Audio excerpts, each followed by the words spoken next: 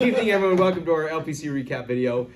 We are on week 5, and it definitely feels like longer, but it always does. We have a special guest correspondent, Cameron Dill, with me here tonight, someone that you all know and love.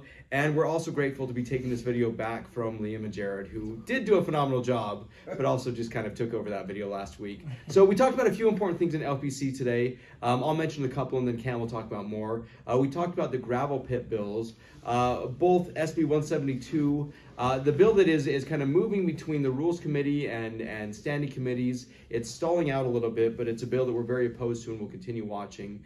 And also HB 502, Casey Snyder's bill on critical infrastructure, critical infrastructure and mining, if I can get that one out.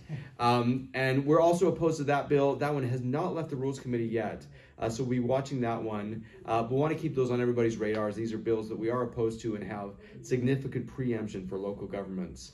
And to talk about housing and all the moving pieces there, our special guest correspondent, Cam.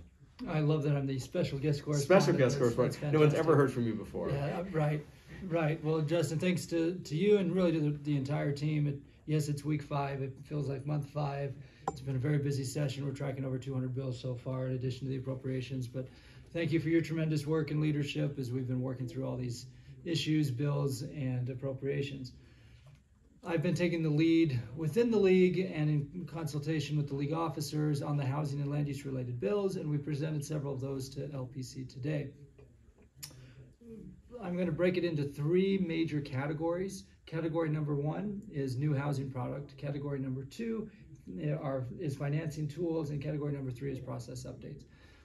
As of now, the housing and land use related bills fit into one of those 3 categories. Now there are, as we unfortunately know, other bad bills that are still out there in the housing and land use space. And we talked about some of those at LPC today, the Ombudsman bill that we're still working on, as well as Senator Vickers' bill on building inspections. The good news is we met with Senator Vickers after LPC, and he wants to try to find a middle ground, so that was a positive. And then in those 3 buckets, the new housing product, you have SB 168 about modular housing that has already moved through Senate committee that we support. On the financing tools piece, the LPC today voted to go neutral on House Bill 13. That's Representative Dunnigan's infrastructure district bill that we've been negotiating for well over a year now. Year and a half. And then we presented on 2 bills that are not yet fully drafted. Steve Waldrop came back on behalf of Governor Cox and testified on the PTIF bill, for lack of a better term, around the Public Treasurer's Investment Fund. And then we also presented on the First Home Investment Zone, the FIZ. We expect both of those bills to have language and be public this week, so the LPC did not vote on them, but we're trying to make sure everyone's aware of what could be in those 2 bills, because they really are about trying to finance units that could result in more affordable home ownership. And then, of course, we have the Commission on Housing Affordability Bill, House Bill 465, and the Land Use Task Force Bill, House Bill 476. We recommended support on both of those bills because they've both been negotiated for months as well and are in committee tomorrow, which for us is Tuesday, depending on when you watch the video. I'm not sure why we bother going home in between days at this point in the session. We got to change clothes sometimes. That's right, because we'll be up here before the sun comes up tomorrow, actually in some deliberations on those bills before they get into committee at 8 a.m. So stay tuned, lots of moving parts, but really the big takeaway is there's been a good spirit of collaboration and a good partnership between all the different stakeholders, state leaders, local leaders, and the like.